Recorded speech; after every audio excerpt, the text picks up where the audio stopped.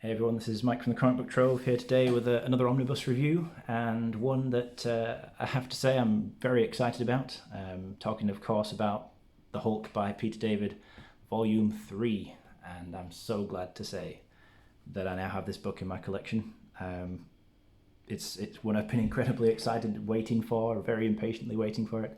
I've had it pre-ordered for about 3 months, so to finally have it here is a big deal, and I'm going to take a look at it today and show you guys. So, dust jacket, first of all. This was I think this is the standard edition cover. There was a little bit of confusion over which was the standard and the direct market because I don't think they were clearly labelled, but I think this is standard edition, and the other cover was this one here. You can see that just about, with the Hulk fighting the Juggernaut and Doc Ock, a couple of other villains, but I think this one's really cool. Really liked that one from the first time I saw it as a cover choice. On the spine, on this particular version, you get this image down here of the Hulk holding a spear. Pretty cool image. On the direct market variant, the other cover, you do get the Maestro down there on the spine, which is slightly cooler, and I'm a little bit jealous I don't have that one myself, but it doesn't really matter, does it? On the back, you get the usual cover gallery, standard, and just some amazing stuff in here. I tell you, just looking through this cover gallery, having read the run before, I see a lot of these covers, and I'm just really excited to jump into this book and reread it again pretty soon.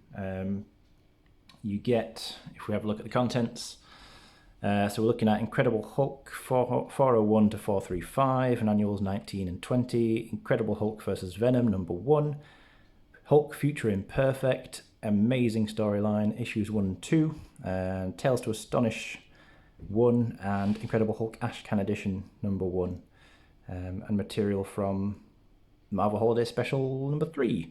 So, as with other volumes in this run, obviously Peter David's the main writer. You get a few different artists in here, but the main contributor and the highlight artist for me is Gary Frank.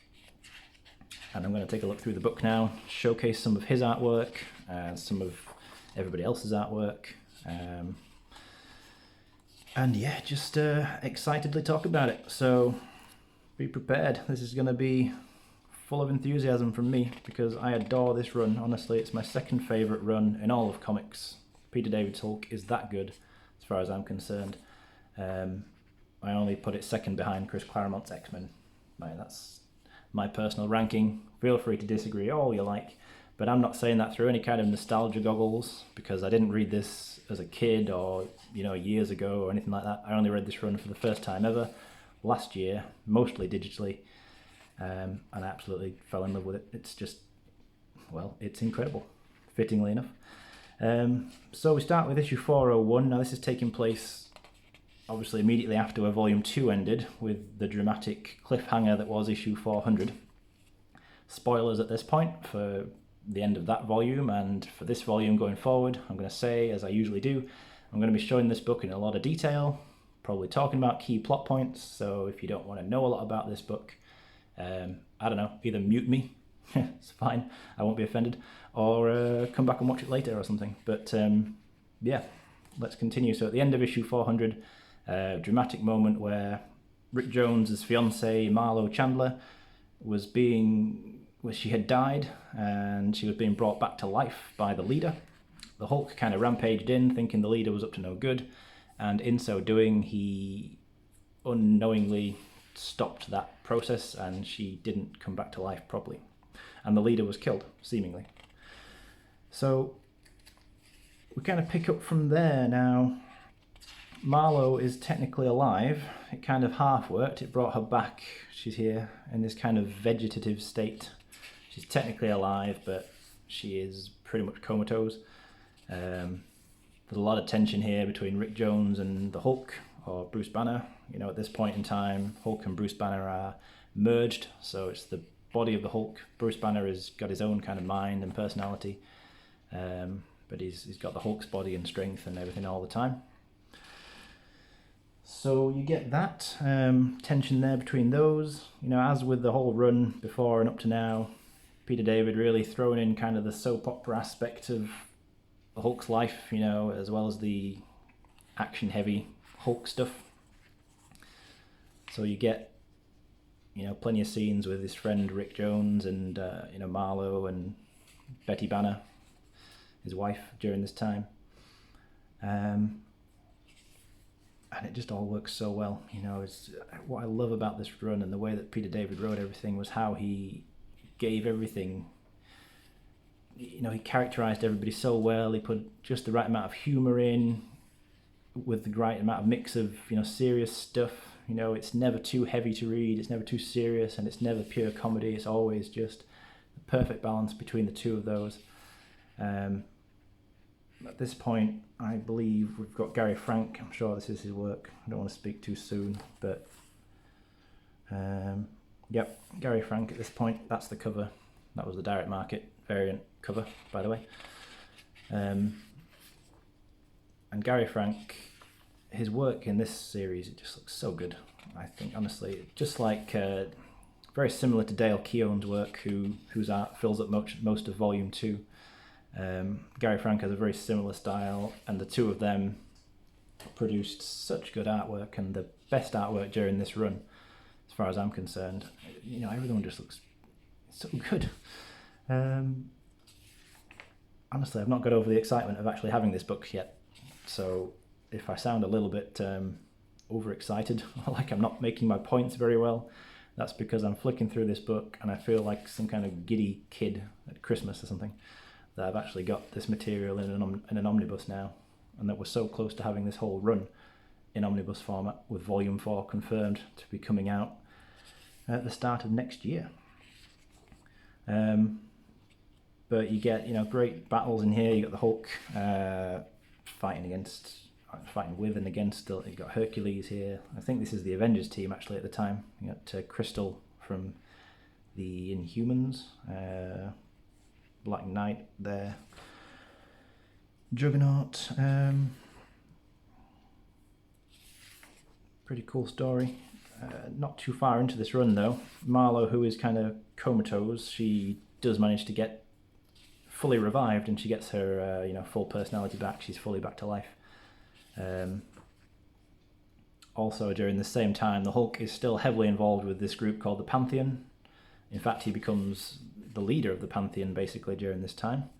I've discussed how he got involved with them in my review of Volume 2. Feel free to go back and have a look at that, and if you want to watch it and play catch up. But just to recap briefly, they're a kind of secret organization of kind of super beings. Their general objective is to try and kind of covertly get involved in situations around the world and try to kind of benefit mankind and help people out who are in need, people in war-torn countries, for example. This Gary Frank's artwork, honestly, I tell you, it's just, it all looks good, but there's certain pages and certain panels where it's so well drawn that it's just, yeah, so good. Anyway, so Hulk basically becomes the leader of the Pantheon. I won't go into specifically why, but that happens. And the whole era during Volume 2 and during this volume where he's involved with the Pantheon is the best part of Peter David's run. I like the whole thing, but if I had to pick, I'd say that's the stuff that's the strongest. And actually, following on from a certain point in this book, the run starts to go just slightly downhill, and the stuff that's going to be collected in Volume 4 will actually be, in my opinion, the weakest part of the run. Very nice spread here, and a right clash between the Thing and the Hulk. This issue, 407, this is Marlo. She's now back to life, and everybody's very happy about that. And then you start to build up towards another key subplot in here, which is also really fun, and that's Marlo and Rick Jones get married. And we'll come up to that issue pretty soon, but it's I keep saying it, but it's so fun. Honestly, this run, I hope you get an idea as I look through it of just how good a lot of the artwork in here is, especially that Gary Frank artwork. You know, this issue is his work. it's a shame that he didn't work on the series for longer. I think he only did about, I don't know, maybe 20 issues overall, something like that. Would have loved to have seen him do a longer stint on the run. But for what he did do, or what we have here, certainly some just top quality stuff. I just really am looking forward to reading this again. And gets involved here. I think there's a conflict, a couple of issues here with Nick Fury and S.H.I.E.L.D. The Hulk goes on a mission with the Pantheon that kind of clashes with the interests of S.H.I.E.L.D., so it comes into conflict with them. This is the moment, actually. This is where Rick and Marlo, she proposes to him. Well, no, she accepts his proposal, I should say. But anyway, that's where they kind of officially confirm to be engaged. Very, very fun, very sweet, romantic. Emphasis on fun, because Peter David never misses an opportunity to shy away from some good jokes. I think basically every issue in here, every issue that Peter David wrote, has got a good amount of humour in it. And he uses the wedding as a particular vehicle to insert a lot of jokes, especially when you get to the issues, the bachelor and bachelorette parties for Rick and Marlo. That is an absolute highlight for me.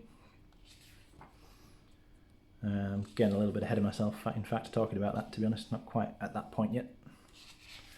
But I told you I was going to get carried away and excited. This issue, actually, I haven't read before. This is the one with Venom. I've read most of the material in here before, but I think this issue with Venom is one that I haven't read. In fact, I'm sure I haven't read it, so I'm not too sure. Can't really comment on this story, other than it looks pretty interesting, you know, clash between Hulk and Venom. Looks like a bit of fun. This story, this 4-part story arc, the Trojan War, play on Trojan War, of course. This is a story in space, so this is a lot of fun. You know, there's strong sci-fi vibes here. Hulk and a team of the Pantheon's crew end up going into space to fight a kind of alien warlord. If I remember rightly, this warlord is kind of in love with one of the members of the Pantheon. He wants to marry her or something similar. Just admiring this spread here. This double-page opening spread of this issue, again by Gary Frank. How many times are you going to hear me praise his work in this book, honestly? But yeah, this is a good story. The Silver Surfer actually gets involved in this story, and is written appropriately enough by Peter David in probably just about the most comedic and joking way the Surfer's ever been portrayed. Normally he's an incredibly stoic character, but obviously Peter David's going to take the opportunity to even have the Surfer cracking a couple of jokes in here. Even get the Starjammers involved. Starjammers being a group of kind of space pirates, heavily linked to the X-Men. The leader of them being a guy called Corsair, who's actually Scott Summers' Cyclops' dad.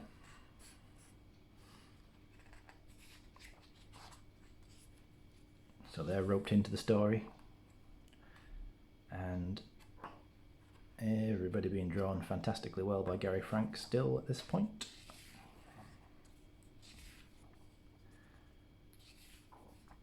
I cannot recommend this run enough, honestly. To anybody who is on the fence about whether to... Oh god, here we go.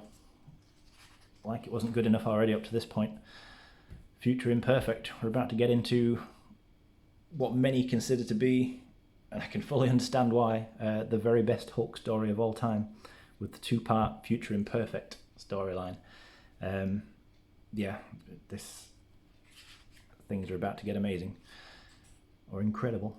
So this is by Peter David with art by George Perez. Look at this unbelievable stuff. George Perez never missed, in the same way that Peter David never missed an opportunity to throw some jokes in there. Perez's specialty was just filling a page with as many characters and things as possible. and doing it really well. And everything looks great about this. Even the kind of colours. The colours look very unique, you know. You can easily imagine the colours having been modernised, changed, but this is basically as they appeared originally.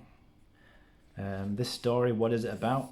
Well, basically the Hulk kind of goes forward in time to a possible future, and it's dystopian, and it's very much everybody's living under the rule of thumb of this guy here, known as the Maestro. You may be thinking, if you don't already know, that guy's looking pretty familiar. And spoiler alert again, even though I gave a spoiler alert at the beginning, but he turns out to be a future version of the Hulk. So in this reality, this future, the Hulk went bad. There was a kind of nuclear holocaust that wiped out most of the world. The Hulk, being a kind of gamma radiation beast, was basically immune to it, and he was one of the few who managed to survive pretty much unscathed. In this new future, he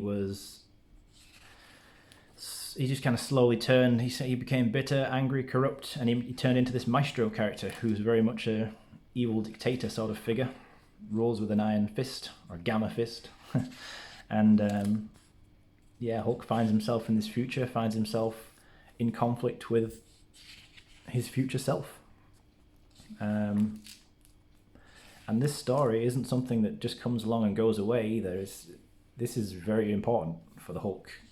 And after it happens, the Hulk is sent back in time, to his own time, but he's haunted by what he's experienced here, and he's haunted by the thought that he could become this Maestro, because all through this story, when he's coming into conflict with the Maestro is kind of taunting him, saying, I know what you're thinking, I know that you don't think you could ever be me, because I was you in this position once. Which is so cool to think about, that like this had already happened with the Maestro in the Hulk's position, and now, you know, he's time travel. Honestly, it's fascinating. It can be complicated, but it's just really well handled. I love the fact that this could have so easily been a kind of one and done story that was almost forgotten about afterwards, but Peter David made sure that wasn't the case. And the Hulk is, I say, deeply troubled by what he experiences here. He doesn't want to become this guy. He's pretty much terrified of becoming this guy after what he sees here. And in more recent times, very recently, in fact, in the last year or so, Peter David has written a kind of origin story for the Maestro. I was personally a little bit disappointed in that, but the original Future Imperfect in here is absolutely excellent. This issue 417, this is the bachelor and bachelorette parties for Rick and Marlo, and this is hilarious. Honestly, this is a fantastic issue. It's just pure fun. I don't think there's even a single action scene in this entire issue. It's literally just character moments. And it's just so funny. You've got to read it, really. You've got to read this whole run. You've got to read it for yourself. You've got to experience this. And then this is the wedding issue, 418. Really good issue. Really, really good issue. So this is, in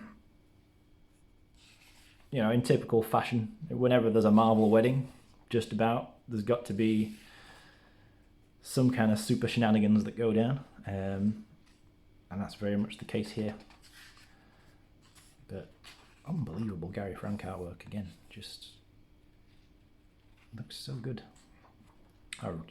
Honestly, I'd say again, I really wish he'd just drawn more. Selfishly, just because, once Gary Frank leaves this book, I'm sorry to say that the art kind of goes downhill for the rest of the run, in my opinion. It kind of just becomes much more typical mid-90s stuff, You'll see what I mean. Hopefully you'll see what I mean when I get there. This is the biggest book so far in this series, though, in this Peter David Omnibus series. This is about, I think it's close to 1,300 pages. It does look noticeably a bit thicker on the shelf when you've got them next to each other.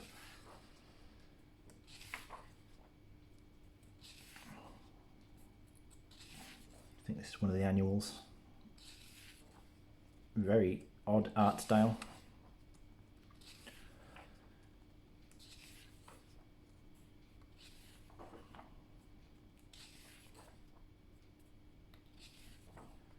Just flicking through here, just trying to remind myself what these stories are. I think I might have skipped over these, to be completely honest, last time I read through the run. If it's one of the annuals, I probably did. I can be guilty of doing that sometimes. This Tales to Astonish story as well. I hadn't read this before either, so it's good for me. There's a few things in this book that I'm not familiar with. Cool artwork in here. I've flicked through it already before filming this. Very kind of interesting painted artwork style. Looks a little bit similar, not as good, I'm going to stress not as good before anyone jumps on me, as Alex Ross's artwork in Marvels, just because it's it's painted artwork. So in that, at least, it has that in common. But I will stress again, it's not as good as Alex Ross's artwork. I feel like you've got to defend opinions sometimes, for fear of getting people riled up. But yeah, haven't read this, can't say a single thing about it, other than the painted artwork looks interesting. Can't comment on the story. But definitely looking forward to giving it a go and reading it, seeing what it's all about. Certainly looks pretty interesting. I'm getting a strong sword and sorcery vibe from it. Very Conan-esque, that sort of thing.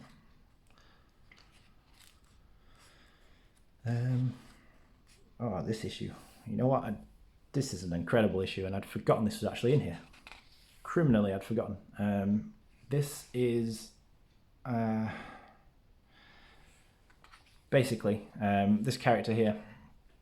He has appeared previously in the run. There's an issue in volume 2, or a couple of issues, where he turns up and he confides in Rick Jones and the Hulk that he's actually got AIDS, and he's actually working in a centre that looks after people who are suffering from AIDS to try and make them more comfortable. This is the issue where he actually passes away from AIDS, and it's handled really well. It's just, yes, it's a case. This is a perfect example, probably the perfect example, that very much highlights and emphasises the fact that, as much as Peter David is incredibly well known for having a good laugh with these issues and putting a lot amount of humour into a lot of comics, he's just as capable as handling something very serious and very sombre. And in here, he absolutely does that. This is a heartbreaking story, really. I imagine even more so if you know somebody who's been through something like that. Really well handled issue, honestly, just fantastic. But we quickly jump back into a more light-hearted tone with the next issue. And we get to the point now as well. This is getting to the back end of the era where the Hulk is associated with the Pantheon. This story is a good bit of fun. They end up fighting some kind of Norse gods. I think they even end up fighting a version of Thor, but not Marvel's Thor. More like just the actual Norse god Thor. Might be getting that mixed up, to be fair. I haven't read it in a while, but certainly something like that. They end up fighting Norse gods, and I think Hela gets involved. Yeah, she does. She does indeed.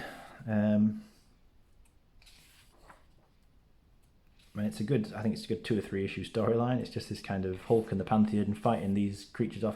Can't remember why they're fighting them, but I know that they're kind of in this situation and they're kind of like asking that question themselves, like, how the hell did we get into this situation?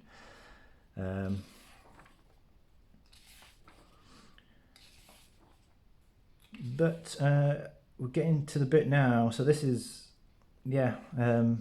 issue 425. This is what I would consider, as far as I'm concerned, the final really good issue, probably, of this run.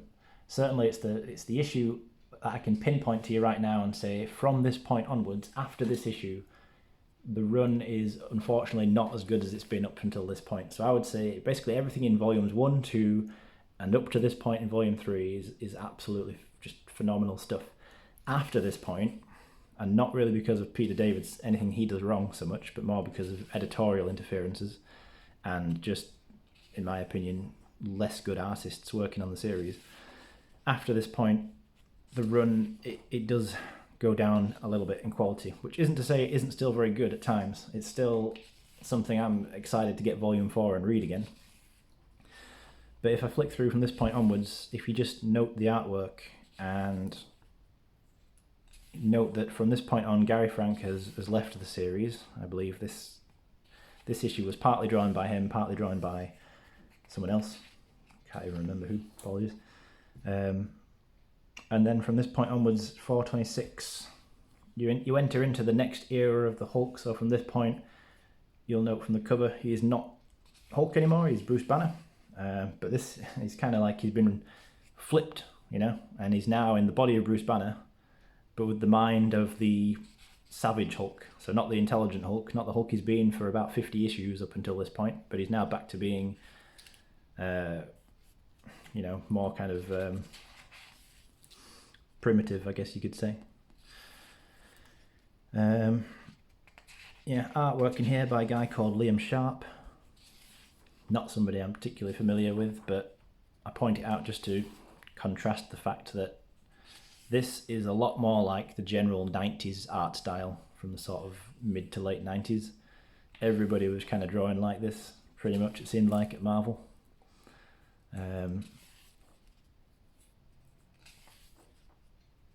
And I just don't like it as much. I cannot look at this and honestly say that I think this is as good as the artwork of Dale Keown or Gary Frank, which had dominated the series for so long up until this point.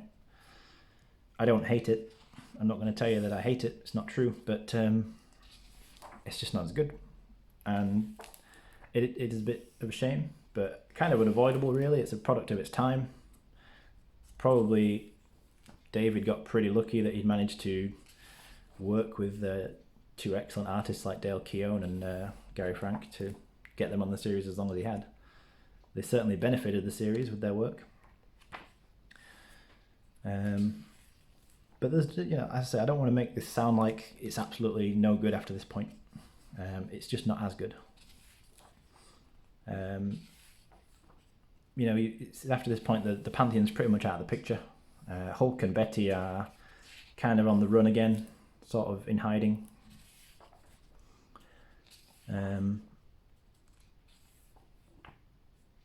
Hulk is becoming Hulk again. He doesn't stay in that body of Bruce Banner. You see the Hulk is the Hulk, and he's got some of his intelligence back, so that is kind of restored for the time being. Abomination pops back up.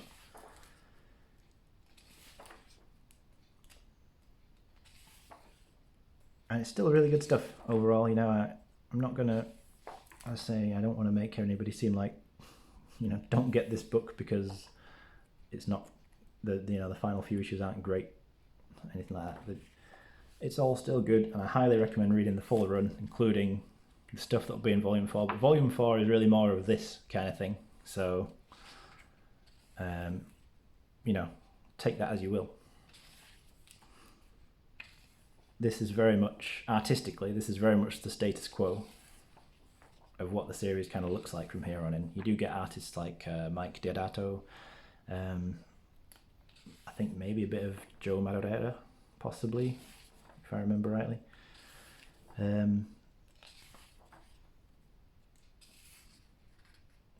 Interesting story here. Basically, Nick Fury is believed to have died, so there's a funeral for him.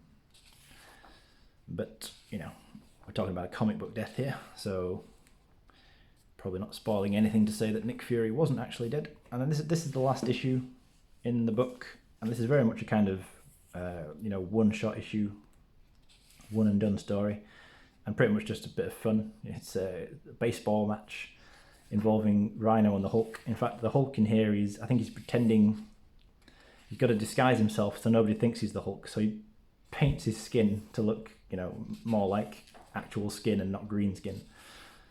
And then he's just posing as a baseball player who happens to be incredibly strong to try and fool everybody.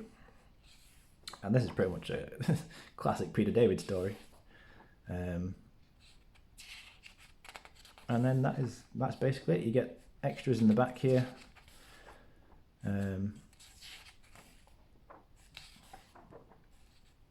As you generally do, you always get your extras in the back. And yeah, just overall an incredible book, pun intended. It's just, I found myself a little lost for words during this video, because that's how excited I am to have it. I can't even turn these pages. Excellent original sketches here from George Perez, Future Imperfect covers. Again here, this is some of the pencils. But yeah, I'm just super happy to have this book. Can't even tell you. Can't emphasize enough. But I think you've probably gathered that by now if you've watched this far. Swimsuit stuff, Swimsuit stuff, always a good bit of fun. And then yeah, you get some covers in the back. I think there's covers to trades, and that's Maestro artwork from one of that more modern series I mentioned as well. So very cool. On the back of the book, you get this awesome Maestro artwork as well from the original series, the George Perez work. And on the front, I don't think I showed this off, but again, George Perez Future Imperfect art. And yeah, what a book to have, honestly. This is just so cool. So happy that we've got these 3 volumes in as relatively short a time span as we have done, because I could have easily seen it taking years to go from volume 1 to 3 instead of what's it been, about 18 months to get 3 volumes. Really not that long, considering how long it's been between volumes for other things in the past. But yeah, excellent book, excellent series. Can't praise it enough. I love this stuff, really do. I'm going to dive back in and reread this pretty soon. I've got a couple of other things to read, but thanks for watching, guys. Hope you found this useful. If you're picking up the book yourself, or you've already got it, or you just like the run, feel free to comment and let me know your thoughts on it. But yeah, thanks again for watching. If you want to leave a like on the video, subscribe to the channel, I'd appreciate any kind of support. But otherwise, I'll see you again soon with another video.